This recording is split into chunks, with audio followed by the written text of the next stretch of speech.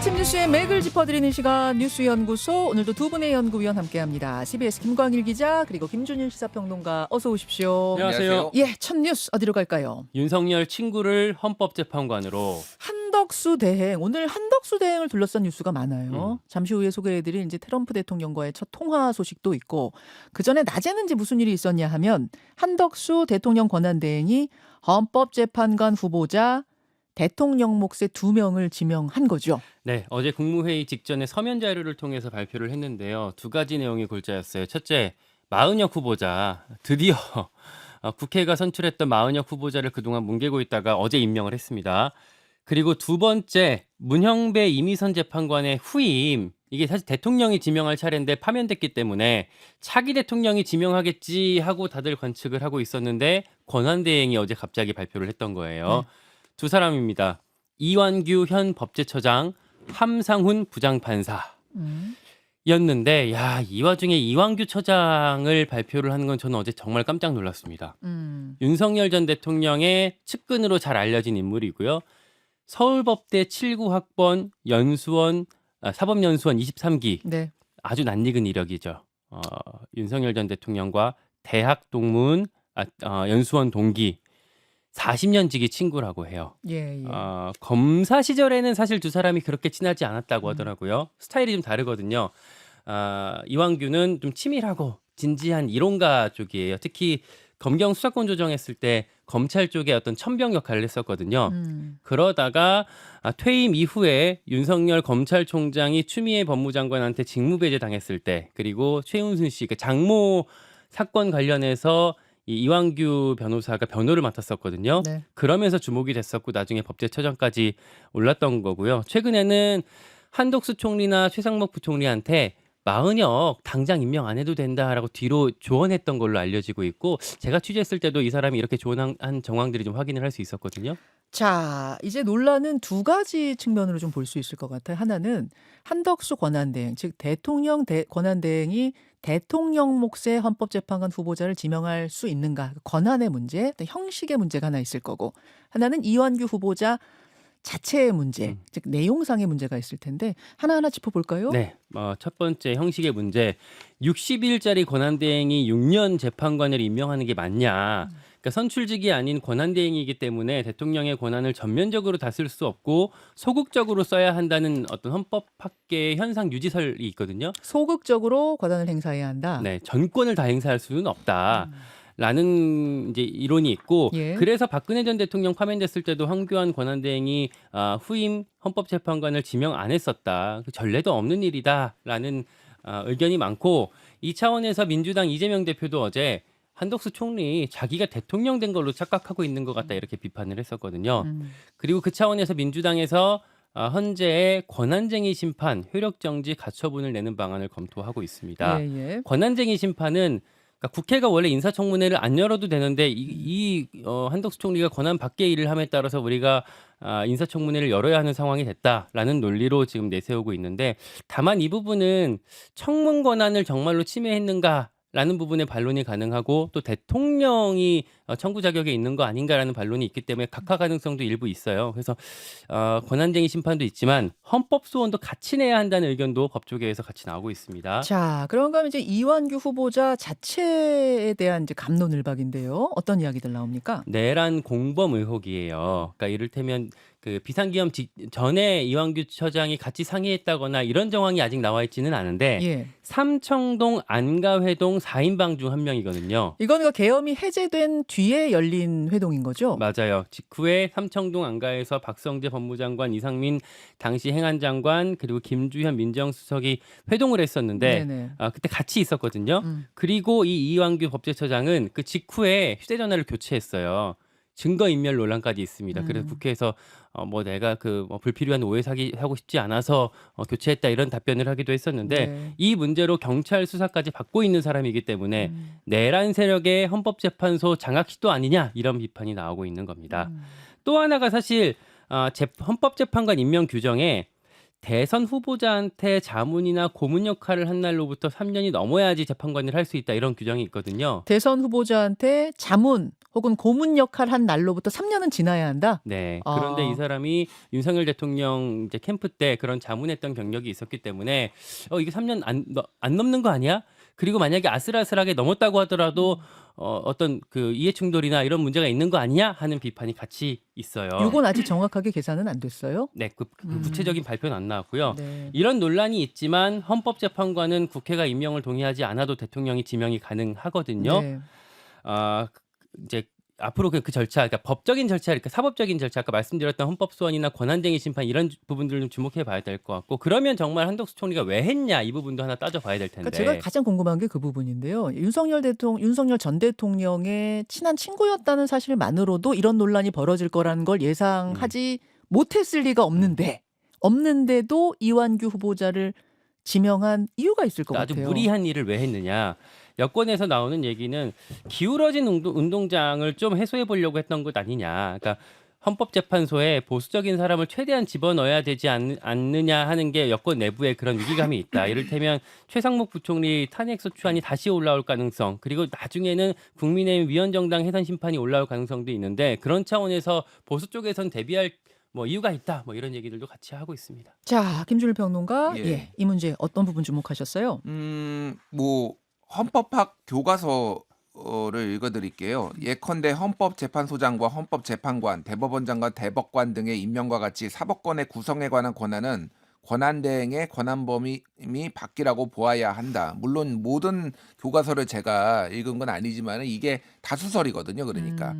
그러니까 현상 유지, 아까 얘기했지만 소극적으로 현상 유지를 하는 건데 선출되지 않은 권력이 이렇게 적극적으로 행사를 하는 거는 이 헌법재판소를 만든 취지에 맞지 않는다라는 거죠. 그래서 이거는 뭐 대부분의 언론이 보수 언론 뭐 할 것 없이 다 이 부분을 지적을 했습니다. 그럼 이제 왜 그랬느냐?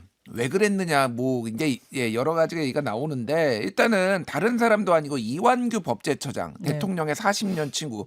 그러니까 보수적인 헌법재판관을 임명하는 것까지는 뭐 이게 맞다라는 얘기가 아니라 그러면은 뭐 이거를 보수 쪽에 유리하게 하려고 했나 보다. 뭐 이렇게 생각을 할 수가 있는데 이거를 다름은 아니고 윤석열 40년 친구를 임명했다라는 거는 이거는 윤석열 대통령의 눈치를 받거나 그쪽으로 소위 말해서 오더를 받았거나 뭐 이렇게밖에 이제 해석이 안 되는 거죠. 그러니까. 탄핵당한 대통령의 오더를 받았다. 이거는 상식적으로는 이해가 안 가는데 혹시 그건 말고 또 짚히는 부분이 좀 있으세요? 아니 근데 뭐 국민의힘에서 뭐 직접적으로 언급을 했는지는 모르겠으나 국민의힘 쪽에서 요청했을 수도 있고 뭐 여러 가지 가능성은 있는데 확인된 건 아무것도 없어요. 근데 상식적으로 그러니까 그냥 다른 논란이 없는 사람도 아니고 지금 피의자 입건돼 가지고 이미 경찰 조사도 받았고 공수처 입건돼 있는 사람이고 이렇거든요. 심지어는요.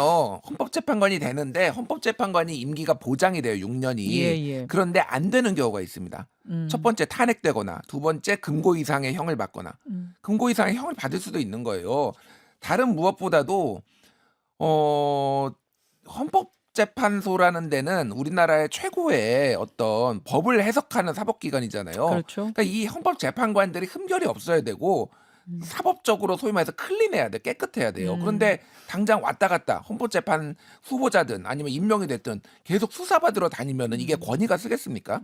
그러니까 왜 이렇게 무리한 짓을 했느냐 여러 가지 얘기가 나오지만은 가장 먼저 이제 눈에 띄는 거는 위헌정당 해산 심판을 대비한 거 아니냐. 그거는 이제 법무부 장관이 제청을 하면은 그러니까 주도를 하거든요. 근데 네. 정권이 바뀐 다음에 그러면은 헌재에서 6명 이상이면은 그 정당이 해산되고 그게 이제 과거에 통진당 이석기 내란 예비 음모 그러니까 이렇게 강연 중에서 얘기한 것만으로도 어쨌든 논란이 많았지만 해산이 됐으면 국민의힘도 위태로울 수 있다 뭐 이런 얘기들이 나오고 또 하나는 이제 앞으로 이걸 그 국힘의 그 강성 쪽에서는 체제 전쟁이라는 얘기를 굉장히 많이 써요. 체제 전쟁이란 게 무슨 뜻입니까?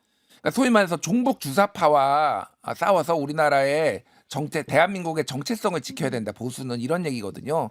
이게 그러니까 단순하게 선거를 얘기하는 게 아니라 장기전을 얘기하는 겁니다. 체제 전쟁이라고 하는 걸. 그러면은 앞으로 이제 또 뭐 헌재 가져갈 게 굉장히 많고 이재명 후보가 만약에 대통령에 당선이 될 경우에는 이제 그 재판들이 갈 수 있느냐 없느냐 이런 것들에도 헌재로 갈 가능성이 상당히 높아요. 아, 대통령이 된 후에 대장동 재판을 계속 가는 거냐, 멈추는 거냐, 이것도 지금 헌재로 가야 될 문제라는 이게 거죠. 형사상 불소추 특권에 대해서 이견들이 있거든요. 아예 재판도 멈춰야 된다. 재판은 하지만은 형을 집행하는 걸 멈춰야 된다. 뭐 등등등. 뭐 이거에 대해서 가면은 또 이제 이거를 유리하게 하려고 하는 거 아니냐. 뭐 이런 얘기까지 나옵니다. 그리고 얘기를 했지만은 법제처장에 5월 13일 날 임명이 됐어요. 2022년 5월 13일. 그래서 지금 당적을 갖고 있었던 거 아니냐, 직전까지. 근데 5월 13일 직전에 만약에 당적을 내려놨으면은 3년 이내거든요, 지금. 지금 그 부분도 어제부터 얘기가 나오던데 아직 팩트가 확인이 안 된 건가요? 본인은 나는 당적을 가진 적 없다라고 얘기를 예, 했는데 예. 국힘에서 아직 공식적으로 확인해 주진 않았어요. 아. 그리고 이거는 그러니까 서류를 보지 않는 이상 입당원서, 탈당원서 이런 게 존재하는지 아닌지 그거를 확인하지 않는 이상 이거는 조금 논란이 좀 될 것 같고, 좀 탄핵 얘기 나오고 한덕수 탄핵 얘기 나오고 이완규 탄핵 얘기 나오고, 그리고 지금 우원식 국회의장 같은 경우에는 인사청문 요구서를 아예 반송하겠다, 받지 않겠다. 네. 이렇게 돼서 이게 좀 굉장히 큰 정쟁의 어떤 소용돌이로 들어갈 것 같습니다. 자, 어제 한덕수 대행이 어떤 던진 파장, 헌재 후보자 지명의 파장이 오늘 상당히 좀 뜨거울 것 같아요. 일단 우원식 의장이 인사청문회 열지도 않겠다 지금 그렇게 얘기한 거잖아요.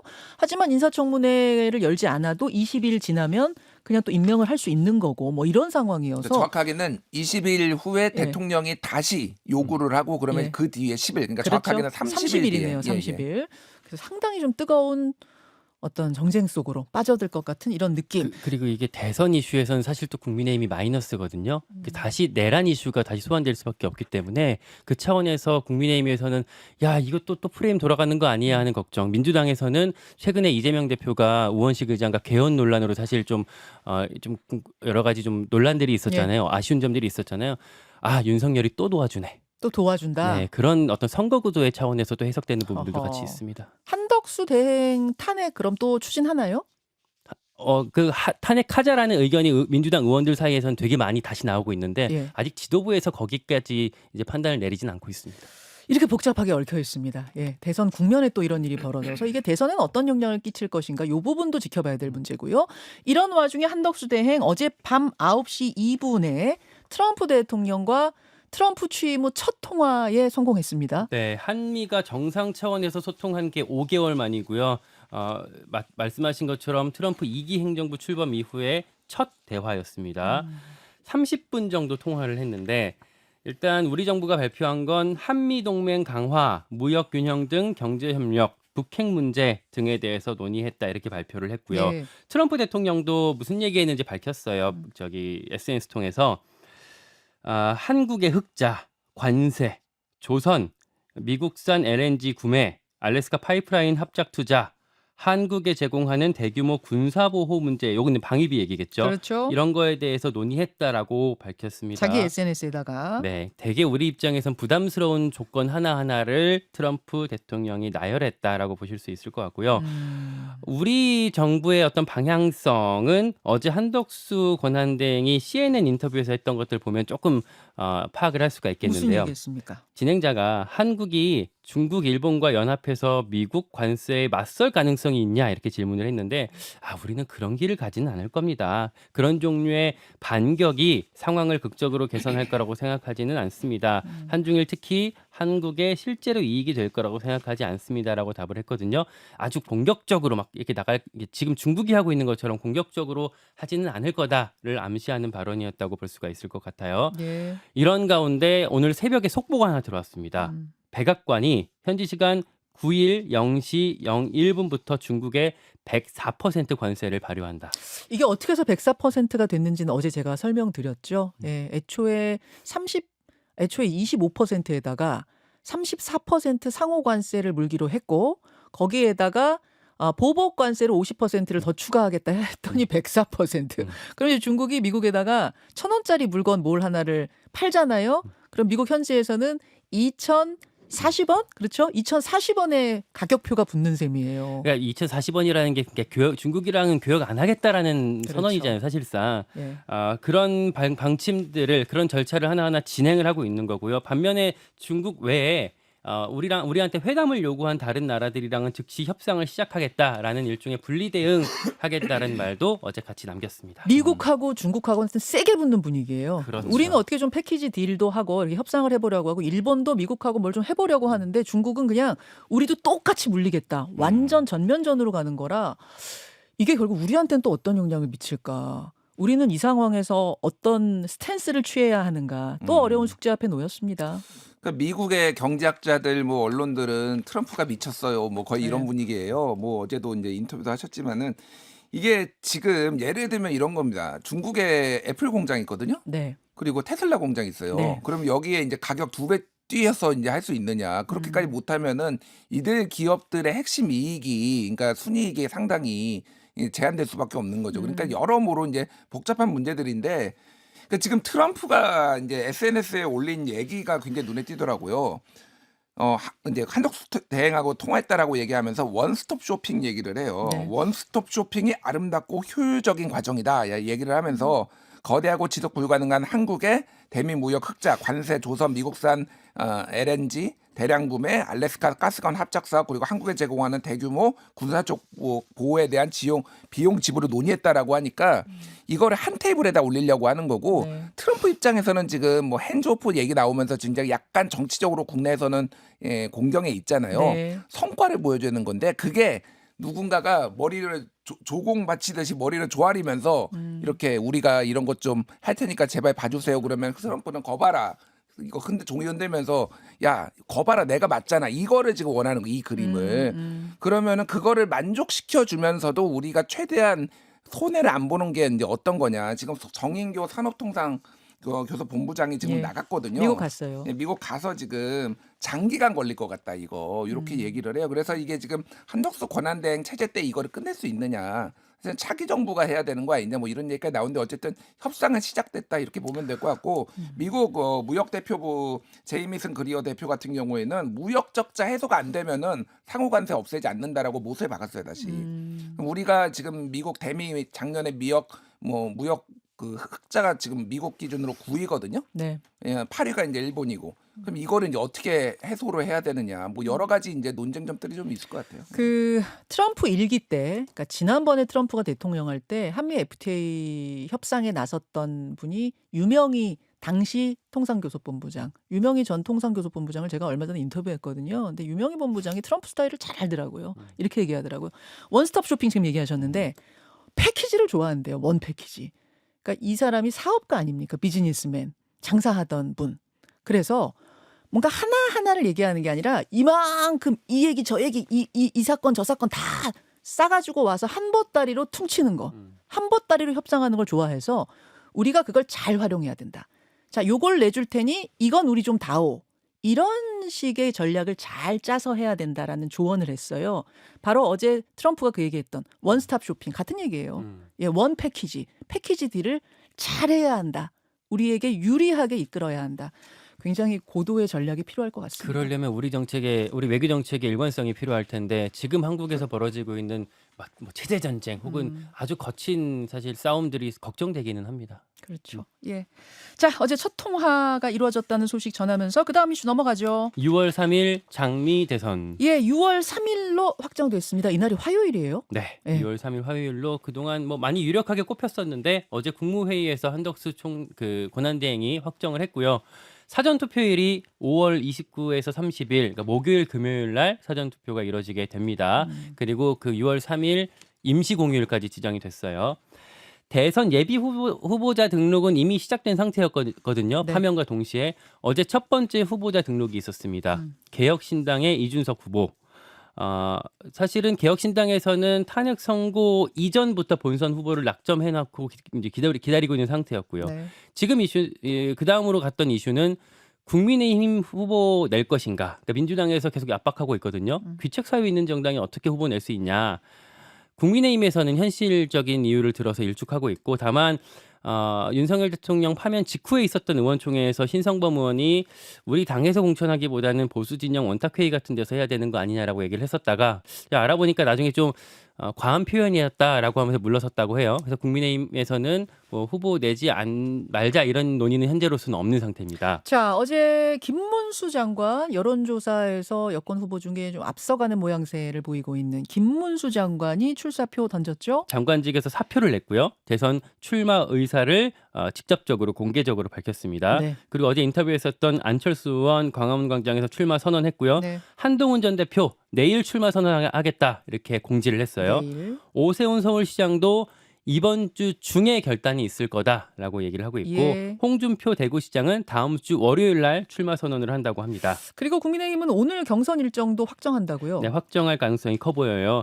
예비 경선을 한 두세 차례 거친 뒤에 2명을 추려서 사실상 결선 투표를 치르는 방안을 논의를 하고 있습니다. 예. 이렇게 될 경우에 한동훈계에서 반발할 조짐이 있거든요. 이 포인트까지 좀 관전 포인트로 지켜보시면 좋을 것 같습니다. 민주당은 김두관 전 의원이 월요일에 공식 출마 선언을 하고 아직 그 후에 지금 공식 출마 선언은 없습니다만 이재명 대표도 곧 한다는 거고 김동연 지사가 내일 인천공항으로 출국하는 자리에서 출마 선언한다는 거죠? 네, 그럴 예정이고 예. 김경수 지사도 출마 선언 준비하고 있다고 합니다. 김부겸 전 총리는 아직도 확정은 아닌가요? 출마가? 이게 조만간 논의해서 결단하겠다 이렇게까지 나오고 있습니다. 예.